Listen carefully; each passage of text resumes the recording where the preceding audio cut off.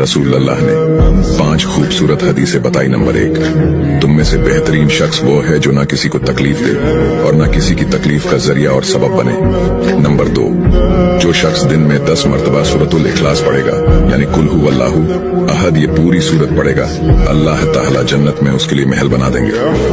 Number 3, जो शख्स हर फर्ज नमाज के बाद 1 मरतबा आयतुल कुर्सी पढ़ने का मामूल बनाएगा, तो उसके और जन्नत के दरमियान सिर्फ मौत का फासला होगा, यानी वो शख्स मरते ही सीधा जन्नत में जाएगा। नंबर 5, जो शख्स घर से निकलते वक्त ये दुआ पढ़ेगा, बिस्मिल्लाहि तवक्कलतु अला अल्लाह ला हौला वला कुव्वता इल्ला बिल्लाह, तो अल्लाह ताला शैतान के शर से उसकी हिफाजत फरमा देता है और जिस काम को वो निकला अल्लाह ताला उसमें आसानी पैदा फरमा देता है। नंबर 5, रसूल अल्लाह ने फरमाया, वो शख्स हरा भरा रहे, हंसता खेलता रहे। जो शख्स मेरी हदीस सुने, उसको महफूज रखे और उसको दूसरों तक पहुंचाए।